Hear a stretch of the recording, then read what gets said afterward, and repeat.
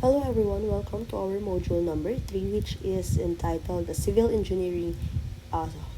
Supposedly it's in the society, not the society. So it's civil engineering in the society. So again, we are already tackled what is a civil engineering and ano-ano yung mga scope natin as a civil engineers. But let's see if ano-ano pa nga ba yung mga roles natin as a civil engineer. So first is to enumerate the roles and importance of civil engineers in the society and also to determine the impact of infrastructure development in the economy. So again, let's just read through the roles and importance of us being a civil engineers in our society. So again, what are civil engineers?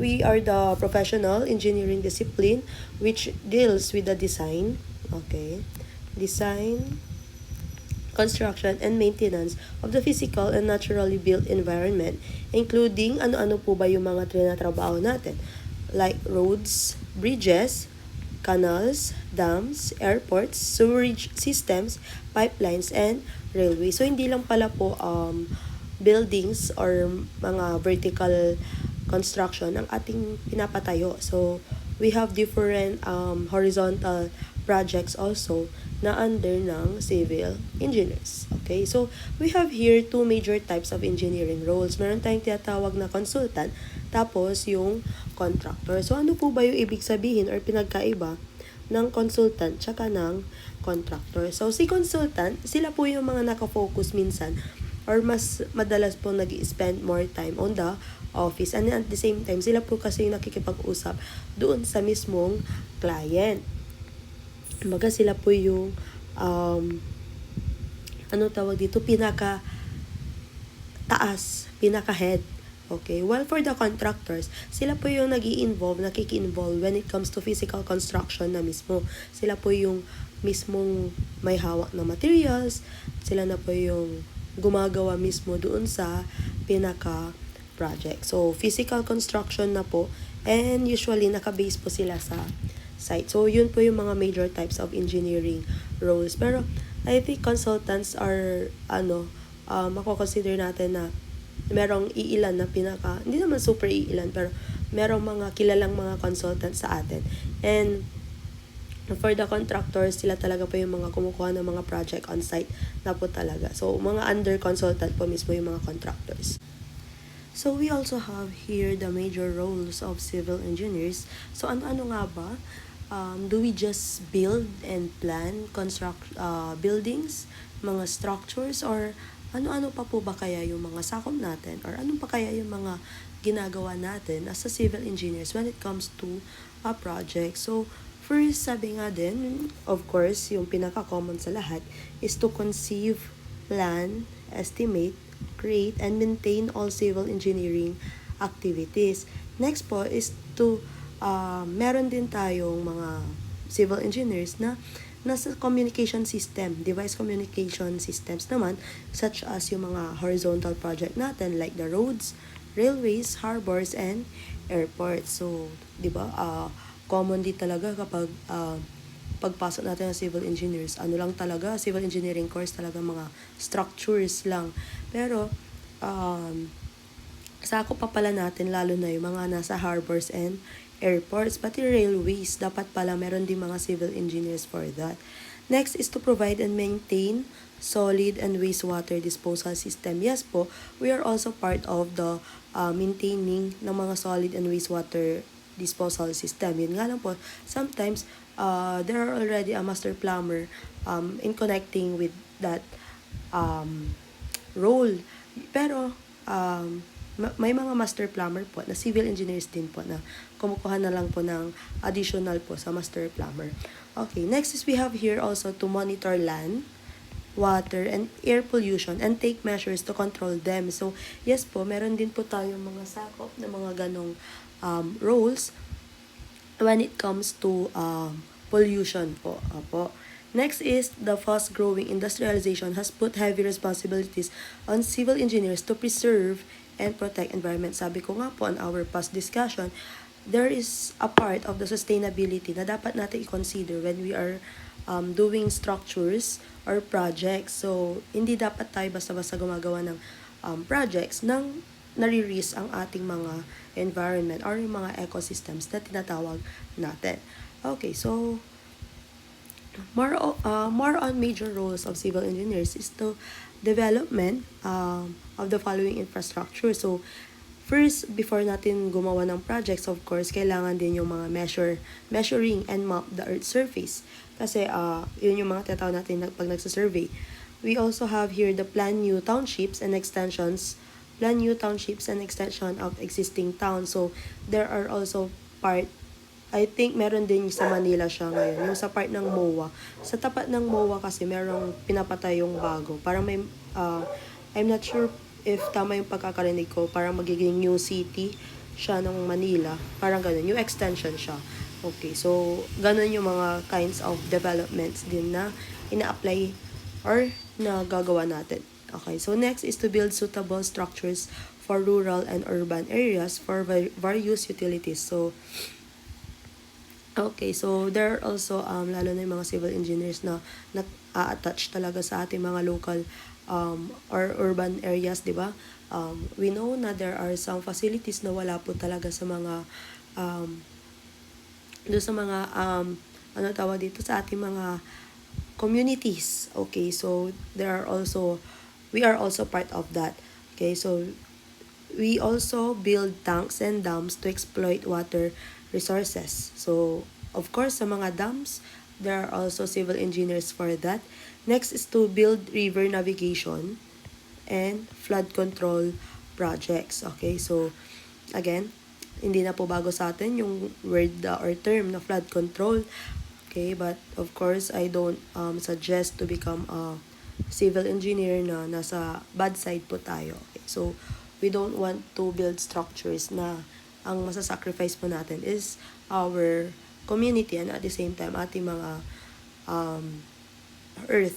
Okay, so next is to build canals and distributaries to take water to agricultural fields. Of course, we also need to develop yung mga canals and also yung mga irrigation system natin na papasok sa ating mga farms, at least para hindi po tayo natutuyuan ng ating mga farms since it is also part of our agricultural life or fields natin. Okay, next is to purify and supply water to the needy areas like houses, school, offices, and etc. So, of course, there are buildings or what do you call this one? May mga structures po tayo na we want na yung waters na nasusupply natin doon is a potable water and of course clean water yung na-provide po natin. So, we also civil engineers develop mga plans, okay, kung how are we going to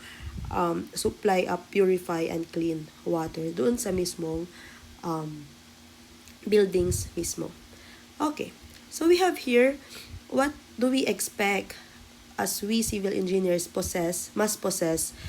Okay, so first, civil engineers must be innovative. So kailangan natin maging innovative in a way na dapat mabilis tayo mag-isip ng mga bagay-bagay kung paano natin mabibigay yung pagiging innovative natin as a civil engineer sa paggawa ng mga projects, ganun. So, yon. Next is civil engineers must be logical individuals. Dapat, ayun nga, so sabi ko nga parang yung, alam mo yun, yung critical thinking natin, napapagana natin in a way na, okay, so, kapag ito, nilakihan ba natin ng bakal ang gamit, magiging strong ba yung ating column? Or kapag dilitan natin pero dinamihan natin, mas stronger ba siya? Parang ganun. So, dapat alam natin if how are we going to adjust logically pero hindi natin nare-risk yung safety ng building. Next is civil engineers must have the ability to understand the bigger picture. Parang, okay, sige, nasa plano. Yun yung initial plan na pinakita sa atin ng ating mga co-engineers, mga co-architects. Okay. Kapag ito pinatayo, lulubog ba to kapag baha? Parang ganon. So, dapat nauunahan na natin kaagad yung mga naiisip natin kumbaga magiging problem in the future, mga after 5 to 10 years, ganon. So, ganon. We want to already take the bigger picture nung plan kahit na nasa ano pa lang siya, blueprint pa lang, ganon. Okay, next is the civil engineers must be able to collaborate with a number of other professionals. So, of course, hindi porket civil engineers lang tayo, civil engineers lang din yung nakakasalamuhan natin. So, when you are already in the construction industry, outside, okay, kahit naman nasa academe ka, you have your different professionals na nakakasalamuha. So, kapag sa construction industry, you have the electrical engineer, mechanical engineer, you also have the architectures, your senior civil engineer. So, iba't iba po ang nakakasalamuhan natin. So, you must be collaborate with them. Bawal ka pong, even though yung mga ating mga workers, mga construction workers, mga foreman, so you need to collaborate with them with the knowledge kasi at the end of the day, pare-paras lang kayo ng gusto ay yung maipatayo yung projects ng safe and okay yung kakalabasan. So, mahirap naman kasi pag nag-aaway-away kayo at hindi nagkakasundo. So, medyo matatagalan siguro yung paggawa ng projects. At the same time, parang ang daming pwedeng possible na errors na mangyari. Okay, so here we have also the impact of infrastructure development in our economy. So, ano-ano nga ba yung mga impact ng mga structures na to, okay? So, good planning of towns and extension areas in the cities brings sufficient offices, educational institution, markets, hospitals, recreational activities, and residential accommodation. But, we have here the good planning of towns and extension areas. So, hindi rin naman tayo basta-basta nagtatayo na, okay, put tayo ng hospital dito, put tayo ng hospital kay area 1, put tayo ng hospital kay area 2. So, kumbaga, sa sobrang pagkakatabi ng hospital, pero kokonti lang yung population. So, sino pa ang magpapa-hospital doon? So, we need to plan, or sabihin na natin, ang mga city engineers office natin, or municipal engineers natin, offices, they also plan kung ano-ano nga ba yung mga pwedeng ipatayo sa mga areas na yon, lalo na kung mga public areas, ganon, or public lot. So, hindi naman din basta-basta pinapatayuan ng kung ano-ano. Ganon din sa mga residential accommodation, yung mga, lalo na sa mga private, of course, kailangan dumaan yun sa mga papers or sa ating mga city engineers office. That's why we have a lot of papers or documents to prepare bago po tayo magpatayo ng ating mga project. Next also is the road construction, improve overall accessibility.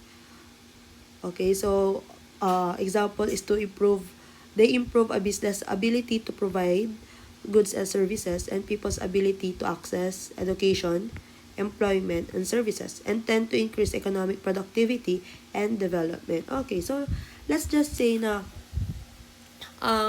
nasa tayo, isang liblib na lugar. Okay, so we know na pag sa liblib na lugar, andyan na yung papasok yung mga kwento or story na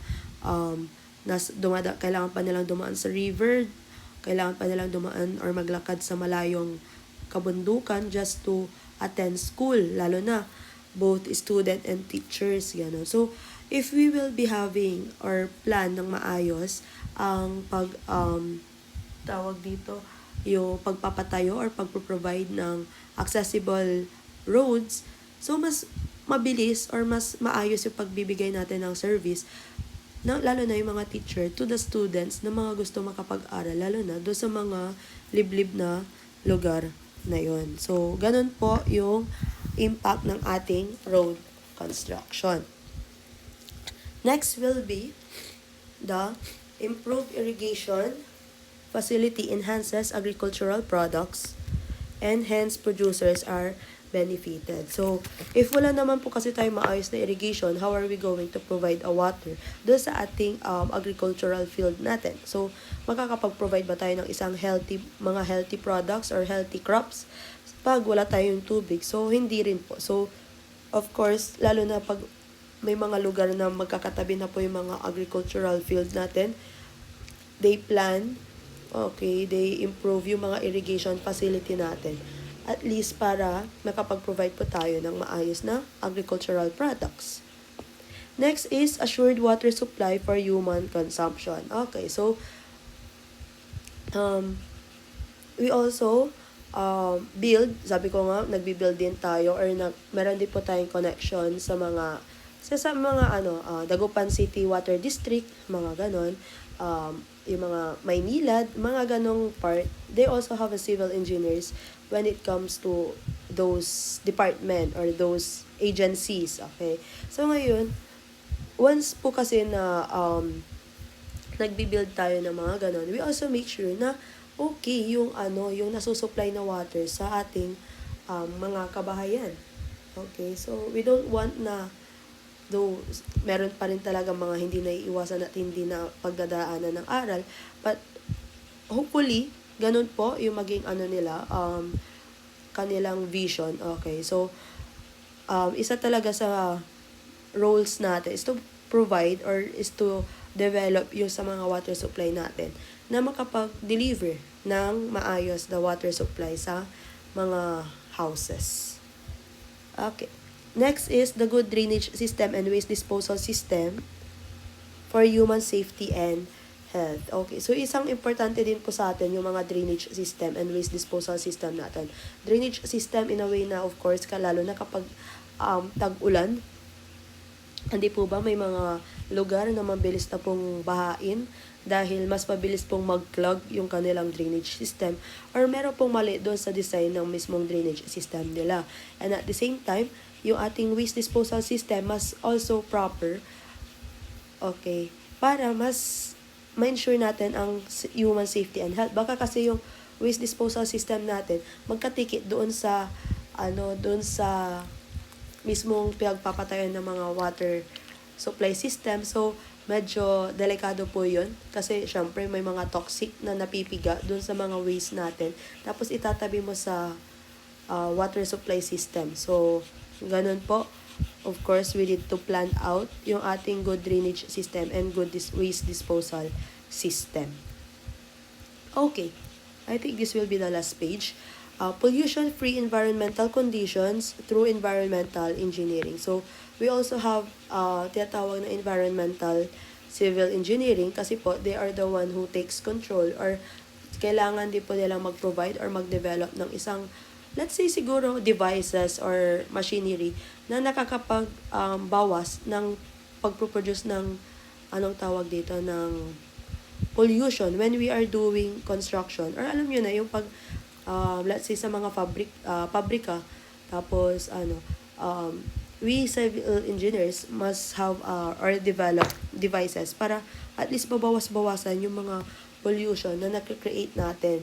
Though hindi talaga siya naiiwasan and all we can do is to lessen yung mga ganon by providing devices or projects. So, ayun lang ang ating roles and also impacts ng mga infrastructure na itinatayo natin sa ating society. So, hopefully, when you are already in the work phase, ganon, you are already a civil engineers, hopefully, maalala ninyo yung mga roles natin, yung mga good roles natin, okay? Huwag po tayo masyado magpapadala sa mga bad side, okay? Kasi, hindi rin po biro ang pagdadaanan natin or pinagdadaanan ninyo to become a civil engineer someday. So, ayun lang for today or for this module number 3 and thank you for attending our class. See you!